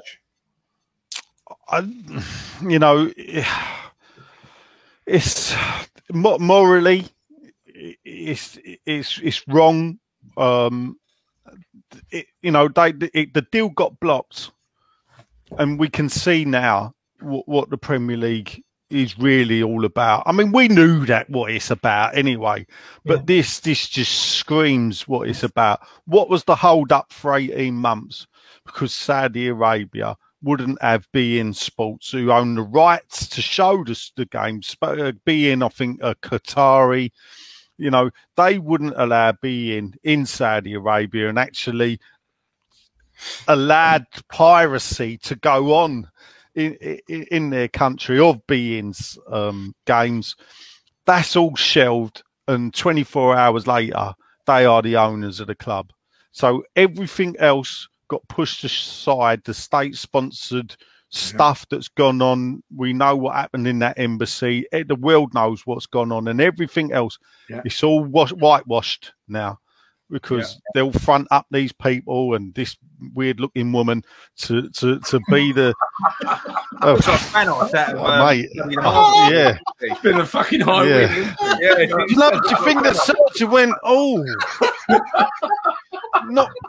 don't get the mirror to not too close. So anyway,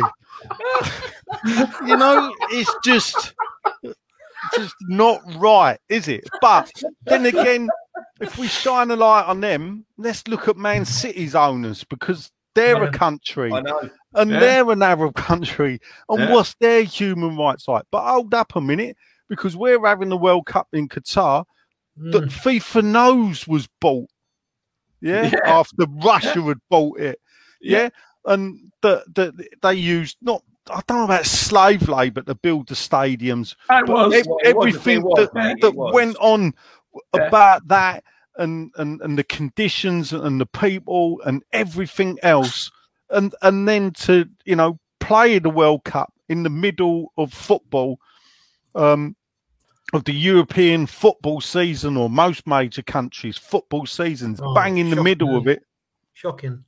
It's just, you can see it's all about money. And the problem is, when is it ever for the fans? When do they ever sit down? The problem for me is FIFA is one country, one vote.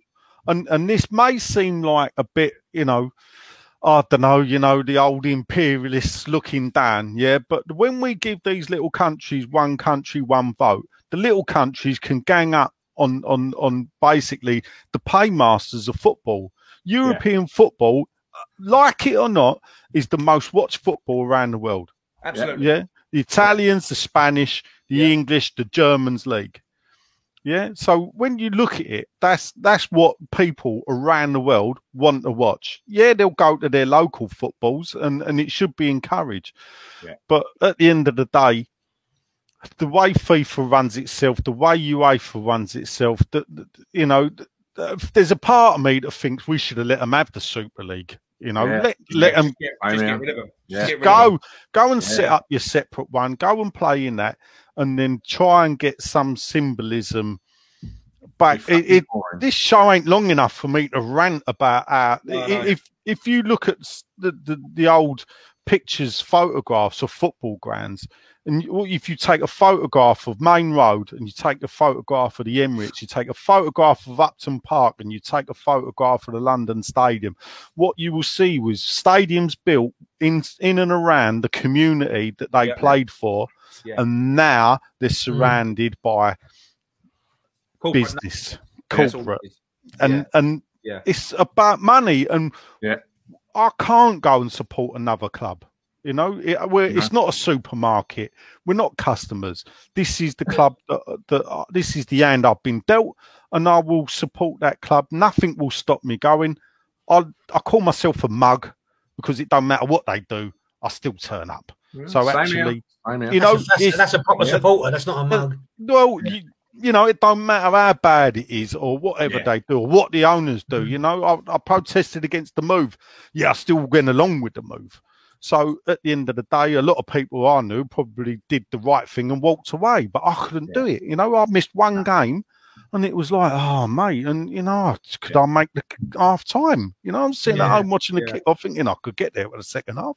I couldn't sit at home and watch it. I think there's a lot of people in the same boat as you like that. The thing is, these people buy a club that was in such dire straits, that was in worse civil war than we were at, We weren't at the way that they were, because, believe me, 90% of the fan base hated, probably more than 90% hated Ashley.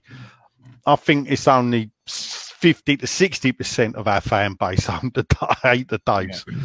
So they're that, and that's how they get their hands on that football club. The fact he sold it for 300 million says he just wanted it gone. He wanted it to go away as much as they wanted him to go away. Yeah. So I totally agree with every word that you said there. It's a nonsense that there is some kind of apparent fit and proper. Of course there fucking isn't, right? There isn't. If you've got enough money and you're not disturbing other people's money, then in you come. And that's exactly the story with beIN rights, beIN TV. I mean, look, most of us watch beIN on streams anyway, so I'd hate to see them go away because it's the only way I could see most of the away games.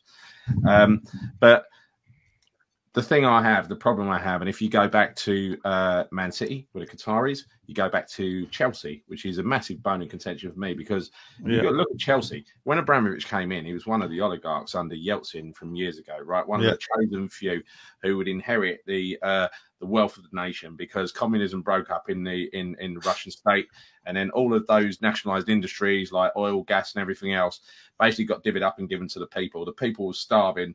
The likes of Abramovich and the other oligarchs went and bought those shares from the people for peanuts because they were starving and they couldn't eat the share certificates, so they had to let their shares go for peanuts. So these guys ended up fucking hugely wealthy. Abramovich fucking ripped off his people when they were starving, right? And then Chelsea, and Match of the Day and everybody else, they focus in on cozy little Abramovich, looking very happy and waving to people and everything else. This is a scumbag. This is a mafia don. This is someone who's murdered people in the past. This is someone who should not own a football club. And yet he has whitewashed his image from where he was to where he is now. And now he is respectable, right? Respectable. The Qataris that come in, famous for torture, similar to the Saudis. Similar hit sheet, right? But they're really good at child slavery. The guys Sheikh Mansour and that, where are they from? What's that? UAE, isn't it? No. I think it is. No, he's from the UAE, but what specific part of UAE? Anyway, Sheikh Mansour's mob. They're very good at child slavery. They major in that. And then the Saudis, execute people all the time. We know what they did to Khashoggi. Literally a journalist, a former Saudi journalist who was a US citizen, right? Because he was outspoken against the Saudi state, they literally trapped him in the in a foreign embassy in Turkey, I think it was. Yeah, they in Istanbul. tortured him, and then they chopped him up into little pieces and put him in bags. And the CIA recently said that was almost definitely on the order of Bin Salman. Bin Salman, yeah. Now, Bin Salman's coming in, and he's going to go through the same fucking process as Abramovich went through, from a dirty shyster mafia boss who ripped off his own people to respectable football owner who everyone's got to clap along with because he's won a couple of fucking silver pots. Makes me sick. In a couple of years' time, the Saudis, everyone's going to be plating them, right? That's where it's going to be. Well, it is. Well, continue your point, Gal, but what I will say, in my opinion, I don't think there's too much of a...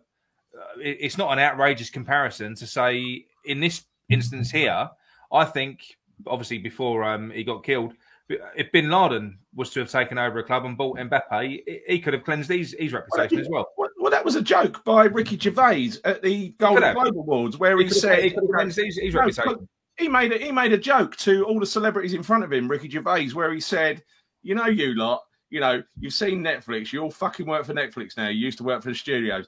Apple, even though they use children to build their phones in China, you're all working for them now, aren't you? And he actually used the joke. He said, if ISIS opened the studios tomorrow, you'd be calling your agents. And that's exactly what would happen in football. They would find a way to whitewash and launder their reputation. They would. But I suppose, look, if we go the other way, right? If we've spoken about, whether it's morally right or morally wrong, and we know it's morally wrong, especially what's going to be, laughable now, is the Premier League, who have been making this massive push, to for England, again, fight against racism, Rainbow Laces Day and stuff like that, and they're still going to push those agendas. Yet then they'll go and they'll do this type of thing. And for me, let's see if they put rainbow laces on in Saudi Arabia, mate. That's what I mean. Exactly. 100%. It makes a mockery of it all. But that aside, how do we think that we say it was West Ham? How would you be feeling now? Be honest. If this deal had just happened and these guys had just taken over West Ham, how would you be feeling at this moment in time? Because you know what? It is it's a moral dilemma. I'll be appalled, Nick. I'll be appalled. Because what Nigel just said, there was one thing he said, which was around slavery, and the actual term is bonded slavery, right? What they do is they charge people to move out of a country into another country, and the loan that they build up to the transporter against their travel is basically what keeps them in bondage to do their, Qatar have just built those World Cup stadiums using bonded slavery. That's what they've done, right? Yeah. They've worked people on all sorts of hours and stuff like that. It is it's inhumane. And me personally, you know my political beliefs, right? There's no way I would welcome Saudi coming in and buying me a load of cups. That's probably the thing that would make me walk away. It's probably the one thing that make me walk away. You know that. I was just going to ask that. Would you stop going? I was just going to ask, would you stop going? I'm like Nigel. I've never stopped going because, frankly, I've never liked the owners, and I don't really give a toss about the owners. To be honest, other people feel more passionate about it than me. I buy my season ticket year after year after year. I've done for 30 years. Wouldn't stop doing it. But if a regime like that come in, that might be the thing that stopped me. Yeah, it does. It leaves a bad taste in your mouth. And it does stink. And I've got to be honest, but for many, and I will say this because if even the Newcastle fans now, like all the ones that are celebrating and everything else, we'd have West Ham fans celebrating if it happened. Good luck to them. No. But what I'm saying is the reason for it is if it was happening on their doorstep, then you can't ignore it. But the fact it isn't happening on their doorstep, and it's the other side of the world. What you can't see, don't hurt you. They'll ignore it. It'll be ignored, and they'll, and it is, and that for me, it's the ugly side of football, and to a degree, the ugly side of humanity as well, isn't it? Because we'd also have, we'd have support. We've seen it on our group today. There's people out there that are craving these people. Oh, why didn't they buy West Ham? Why wouldn't, that's not fair. That only 300 million. Why why are Gold and Sullivan only sort of, why are they pricing us that they should be selling to them? And you're like, I don't want these owners. Inside a year, Ben Salmon will be standing in fucking St James's Park, waving to the adoring masses as they bring home their first cup. And to be honest, I won't give a fuck. I know. In regards West Ham, this is the thing. It'll rile up the section of the fan base that will look at the price, look at the owners, use that to rile themselves up. Personally, I mean, in 2006, I wasn't that enamoured with the Icelandics buying us, because that people probably don't realise that actually West Ham had been owned by virtually the same shareholders since they were formed. I won't say what year West Ham was formed because it might answer one of the quiz questions from earlier. But anyway, yeah. But it was nigh on. It was over 100 years of continuous ownership, and these were families that had all started locally. Predominantly, and they still owned the shares in the club when it was sold to the Icelandics. The funny thing about it is that when the Icelandics bought the club, they beat Jorbakian to it, and Jorbakian was actually backed by a Russian and a Georgian who don't walk this planet anymore. Right. Out of favour oligarch. He was an out of favour oligarch who fell out with the state, wasn't he? Right? Well, there was two of them. Yeah. So the Georgian don't walk the planet anymore, and nor does Berezovsky. He don't walk the planet anymore. And when you look at how they'd bought Corinthians and what they'd done at Corinthians, and that was the model they were going to do at West Ham. Actually, I suppose it was better that the Icelandics bought the club. Even though I was personally disappointed because, as I said, I've always wanted West Ham to be owned by West Ham people. Yeah. So, and I think Gold and Sullivan. That's a dream we've all got. We'll get to that in a minute. 442 Green Street, Nigel. Yeah. Yes. 442 Green Street. I'll tell you what I told David Gold one day. Go on. I stood in front of him, and David Gold used to love this favourite phrase, abject poverty. Yeah. And he did, my mum's family had business dealings with Gold's family years back, so I knew of David Gold's and his family, and he did have a tough upbringing. But do you know what? So did everybody else in that area. Yeah. And we didn't call it abject poverty; we called it being brought up. Yeah. If I told you how I was brought up, people would go, "Oh, it was." I don't think I was born into abject poverty. I wasn't born into abject poverty, but I wasn't brought up. We were poor. Guess what? All my mates at school were roughly the same. Boat, right, so we just lived with it, and I actually waited for him one day and went to him. The difference. I said to him, "You wear abject poverty like it's some badge of honour." Where the rest of us just get on with it and call it life. Yeah. Where was you waiting for him, Nigel? Down some alley somewhere? No, it was after I was on the supporters advisory board meeting. Sorry. I joined the supporters advisory board purely because I could stand in front of Brady. I thought Sullivan, but Sullivan never turned up. He turned up to one and never turned up again. But Gold was always at these meetings and Brady, so I could face them down. What did he say? What did he say to that? What he said was, funny enough, he went, "You know what you need to do?" And I went, "Yeah, fuck off and support Doncaster Rovers, because that's what you told me to do on Twitter." And he looked at me and he went, "I know who you are." And I went, "Good, saves the introductions then, didn't it?" Is that what he said to you on Twitter? Yeah. No, yeah. Yeah. We were there for 15 minutes and there was about 10 people watching. And the thing is, I was the minority. Yeah. Well, I thought I was. A bloke did pat me on the back, and it turned out to be Graham that run KUMB as he was walking out, and he patted me on the back and went, "Whatever you're doing, don't stop." No. But the funniest bit for me was when I went down to the bar, because I always used to go and have a drink in the bar till after. Yeah. David Gold come down after, walked in the bar, thinking he was going to have a drink with the fans, and found me and 3 mates standing at the bar, and we were the only ones there.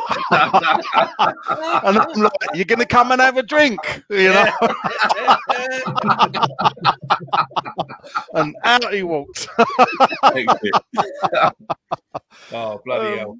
Listen, we've spoken a lot about the Saudis, and I think now is the perfect time for Nigel's right to reply. He's put his bins back on. He's put his bins back on. Yeah, he's prepared something. He's prepared something. No. See, Nigel, you've heard our take on it, and you've seen my my bits and pieces that I've been saying, and like I say, this is to add a bit of balance to it. We thought, just give us your take on it. Before Nigel goes, can I just say 2 things, Nigel? And this is fact. This happened, right? Yeah. Soufal played bad. That was because he pulled his groin trying to see one of the banners, right? Oh, right. And, that is exactly what happened. And Vlasic, he was led away from the bus in tears. That's why he couldn't come on late in the game. So I just thought I'd throw that in there.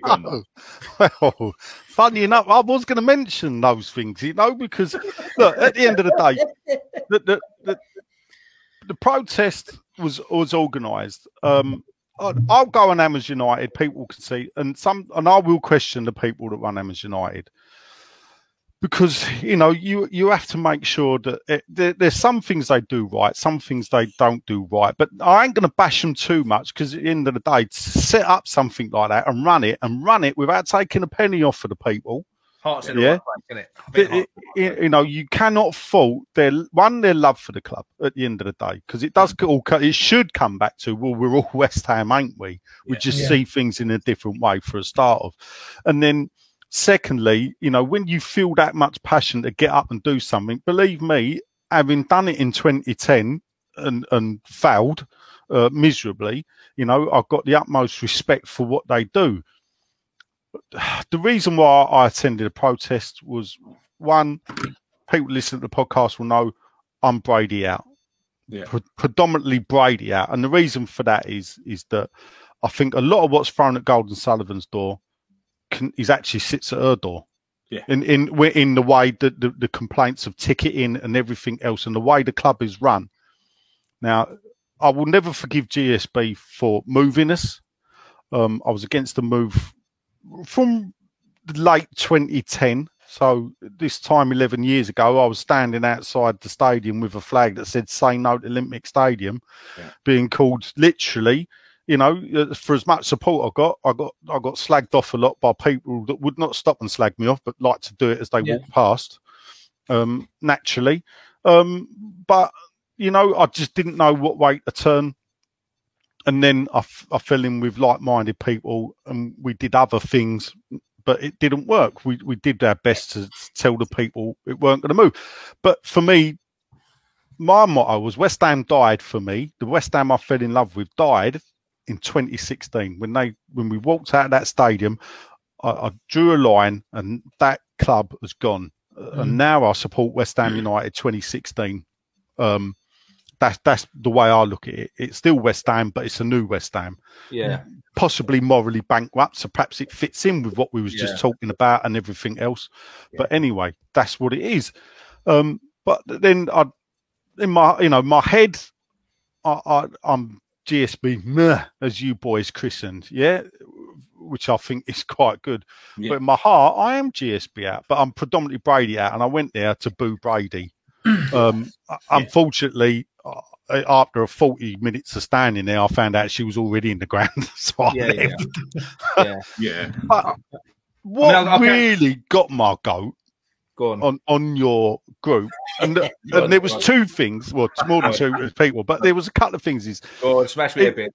No. And it was the 2 that turned round and were sort of adamant that the protests, in a way, affected the result, because it was obvious that when Fabianski pushed that ball out and Moyes went to him, "What the fuck was you doing for that second goal?" He went, "Then I just had them flags in my mind." Yeah. As I know we was already in the ground, but I spoke to the Brentford players because they saw the flags and they told me what they said, and it just got me down. I know, because it's obvious, and that's the thing. these people come out and say, "Oh, these protests they're affecting. It's a negative thing. It's affecting," and I said to the people that if you think that, I can't debate with you because you know nothing about football. If you think that 200 blokes having a protest, a peaceful protest outside gates, and that finished an hour before the game kicked off, affected the way they played, I can't debate with you. No. So they can write there, "Oh, you still ain't answered 4 hours later." The fact that what I will say, Nige, for me, and it is a point I made before. First of all, I'll go back to the video that we did, that me and Gary did, and Gary, he knows how I felt when I felt exactly like you when we left Upton Park. I felt the same. I'm a loyal fan. I followed them from Upton Park to the London Stadium, and my son's the same. My two boys, I've got a 12-year-old and a 17-year-old boy, a 17-year-old boy, not 70. And they were the same. They absolutely loved Upton Park. They was in love with it, and we all struggled when we moved into the London Stadium. We weren't enjoying it at all, right? We weren't. I was constantly moaning about it. Gary was getting the hump with me. My boys were as well. They weren't enamoured with it. But then what happened was COVID happened. Got a bug. COVID happened, and that 18-month period. What happened then was, I don't know. I think what it done was, because we all get stuck in our ways, don't we? We all get kind of stuck in a rut. And I think what that did for me anyway, it done a bit of a reset for me. And when I went back to that Leicester game, and this is the first time that I felt like this, by the way, this season. I went back and I could watch this great team for a start, which helped, which we'd been watching on TV for 18 months and we couldn't go and support. And it was a really good atmosphere. It ain't the same as Upton Park, but I literally looked at it for once. I was looking forward to going to the London Stadium. I actually looked forward to going because I hadn't been able to go for 18 months. My son absolutely had the best time of his life there. We was in the lower Bobby Moore, right behind the goal. We was right close to it. It was amazing. It was really boisterous atmosphere, and that for me, that kind of made me think, maybe, do you know what? I'm not criticising any fans that felt like you and that felt like me, like I did before, but maybe I was just being a stubborn fucker. Maybe I was, and maybe I wasn't allowing myself to kind of open my eyes a little bit, because that's how I felt. And then what I will say is, going back to the other point, so I'm not entirely, I love this stadium. I'm not. This is new for me. This is new. It's new as of this season. I hated it before. I didn't like it. But with regards to, can they affect a team that are pulling into a stadium just 2 hours before a game? Me personally, I think there is an argument to say that it could. Reason being, they pull in a couple of hours before the game. We've all heard from David Moyes that he fosters this kind of unity within the team, whereby they're not all sitting there buried in their iPads and got their headphones on. They're all sitting there talking to each other. You know, they're all together. And then when they get to the stadium, you know, we've heard Russ talk about it. Russ Budden, he said he's never seen a team that do this underneath David Moyes. They come out and they walk around the pitch and they're all together. And for me, I think and this isn't a criticism. This is the thing. It's not a criticism of the people that protested, but it is an observation. And for me, do I think that it could have changed the mentality of the players that are driving in, whereas they should have been thinking about Brentford and talking about Brentford? There might all of a sudden be a couple of players that are new to the club that turn around and go, "What are these blokes doing? Why are they standing there with their flags out like that? What's all that about?" All of a sudden, for half an hour, 45 minutes, there's conversations going on about what the protests are about and everything else. And that is all I'm saying. I'm not saying that it's, but I do think there is an argument that says it could have. I don't think it will next time. I think if it happens again, then it won't affect anything. But I think this time in particular, this first time, I do think that there is an argument to say, because to me, that team, when they went out and they kicked off and the way they couldn't even pass the ball to each other, that's not the West Ham that I've been watching for 18 months. Yeah, but that was not down to the protests. Again, not one player came past the protests while they were there. Did they not? Coach came past, but it was Brentford coach. Yeah. The West Ham players were already in the ground. Them arguments mute. And this is the thing why I couldn't deal with them people on the group. I didn't want to bring it to your group, because at the end of the day, your group's about fun. And it's a debate. Yeah. And I will debate anyone. Yeah. And the thing is, people that don't know me don't realise how much I know about the Olympic Stadium and how much I know about the move. You know, I've got a tube here with the architectural drawings of the stadium that I got in 2013. So I knew exactly where all the seats were going to be and everything else. So when I stood up and argued why we shouldn't go, I did it from a point of knowledge. Yeah, well, I'll hold my hands up and I'll say, if you're telling me that they didn't, Trevor Brooking, then no. Trevor Brooking come past, got a cheer. Yeah. It was funny because Trevor Brooking come past with the number plate TB, and I didn't see Trevor Brooking. Terry Brown. Terry Brown. Terry Brown. And then the geezers next to me went, "No, it's Trevor Brooking." I was like, "Why?" I was thinking, "Fucking hell, what's going on there?" Terry Brown getting a cheer. No, I want the Gates back, let alone give him a cheer. I'll tell you. No, but I'll hold my hands. If you're saying that it didn't affect, if the first team didn't go in, then for me, I am wrong, because that's the only thing that could have done it. If the team coach drove through and they saw that, then that's all I was trying to say. That's all I was trying to say. And that's why I think Amazon United do what they do. They do it in a time frame to whatever. Sullivan's car came past; he was already in the ground. Yeah. That was annoying, you know, to think, well, why bring a car past if you're already in the ground, you know? Teasing you. Nice. Did you do a fucking Insulate Britain and lay down on the ground in front of Jack Sullivan's car? Someone did. Someone went down. But again, look, they didn't touch the car. They didn't scratch the car. Yeah. They just peacefully stood in front of the car. No. And gave the show for dogs abuse. Nigel would only go down on Brady if it was Brady. No, I didn't. He was speaking about it. He was speaking about that funny-looking woman at Newcastle earlier. Yeah. I'd say there's only two good things about Brady, mate, and they're left and right, and that is it. Listen, right. I think you've put that to bed successfully, Nigel. I think you have. The big discussion was, did it affect the team performance? Look, I never thought it did. Right? Don't lie. You did. Listen to your video back. Don't take the moral around and throw me under the bus. Hang on. I sort of argued that if the team coach had gone past, it could have. I didn't say it did. I said it could have. But now Nigel said the bus didn't even go past. Do you know what? They even cheered. A nonsense point. Even the Brentford coach, got an ovation. Oh, that's why they won. That's why they won. What'd you cheer on? The Brentford players. You know, the funny thing is, the windows were all blacked out, and we're thinking, is that West Ham or is that and then it was like the cop was like, it's the Brentford coach.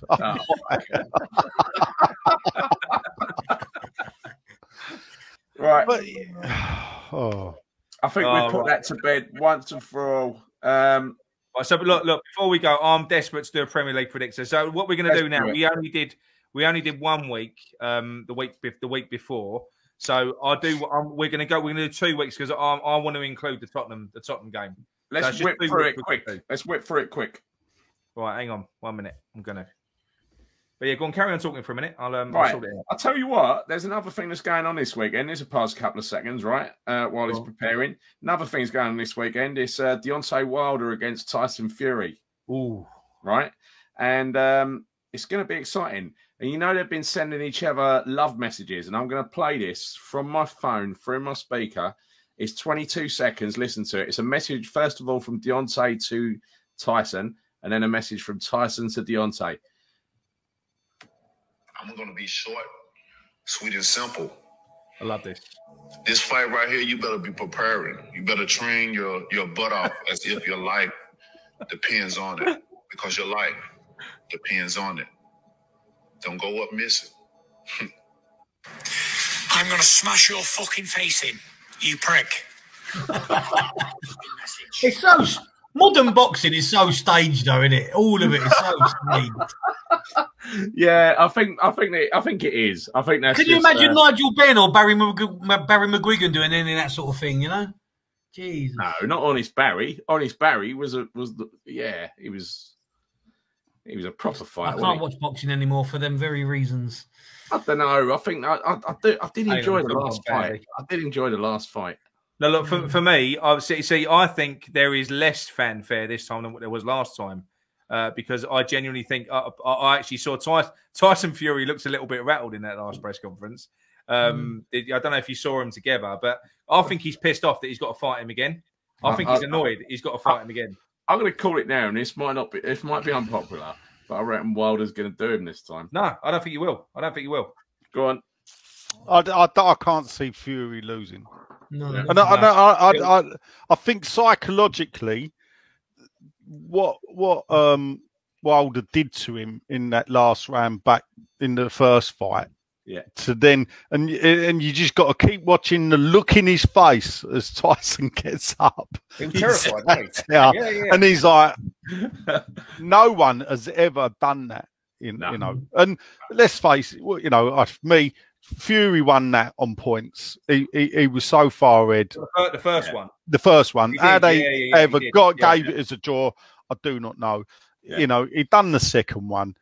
The thing is, AJ, he's Frank Bruno reincarnated. Bless Frank. Yeah. You know, I remember going to see his first 4 or 5 fights at the Royal Albert Hall, and but Frank had a poor chin. You know, the fights I know a lot about Frank's fights, and a number of a geezer called Jumbo Cummins caught him on a flusher, and Frank was all like this, wobbling about. And the referee actually was called Harry Gibbs, had to take him into the corner and give him to Terry Lawless.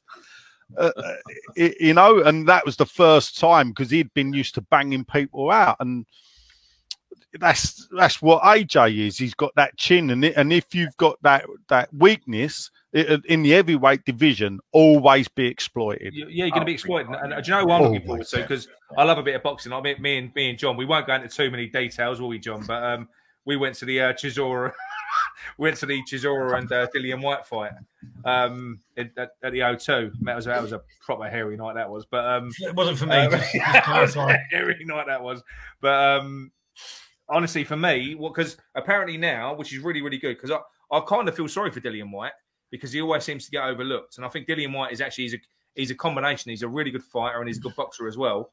Apparently, he will be the next fighter. So if Tyson Fury wins this fight, which I think he's going to. I mean, there is no way that Deontay Wilder has learned how to box in the last because he can't box. He just can't. Yeah, you know? No, yeah, he's a puncher. Yeah, but Deontay Wilder and Tyson Fury, that will be a fight. That will be an interesting fight. It will be. I think it will be. I'm not saying that Dillian White will. You just said that wrong. You just said that wrong. You made Dillian White against Tyson Fury. Oh, sorry. Yeah. Dillian White. I think Dillian White versus Tyson Fury, the next fight. I think he'll fight no matter what. I think at the end of the day, Joshua's time at the top is running very thin. And if Fury wants a big payday, that'll still be a big payday in this country. Fury against AJ, Wembley Stadium, So it wouldn't surprise me if that fight gets made first, purely because Fury knows. And at the end of the day, they're fighting for money. That's why they're in the boxing game, especially to get the big money. Who's he going to make more money fighting? Dillian White or AJ he'll make more money fighting Joshua, so they'll try and make that fight first. Do you think so? I think Joshua, after, because I've never seen anything as bad as what I saw. Joshua was worse than I expected. I mean, he was terrible in that fight. I just don't know, but I think it'll all go back to the rematch, because there will be there'll be a rematch. He was really bad against that big enormous bloke as well, wasn't he? Where Ruiz that wanted to get inside, wasn't it? And he just held him because of his reach. He held him at distance, didn't he? And he won it on points. I mean, clear that he won it on points. I mean, but I expected him to knock Ruiz out. He just didn't get it. It was just a nice, easy, controlled, calm performance. I think what I think will happen is I think Fury will win.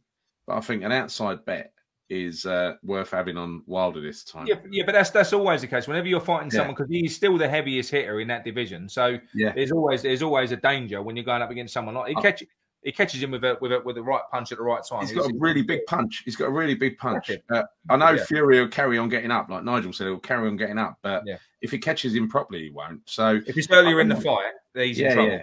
Yeah, it might be. I mean, the thing is, you got to look at the heavyweight division, and unfortunately, they are the only two boxers of any note. Yeah, they are. Yeah. Where years ago you might have, 3, 4 at their peak, and then a couple of underneath that are bubbling under. There ain't. It's them two, and that's why they're fighting for the third time.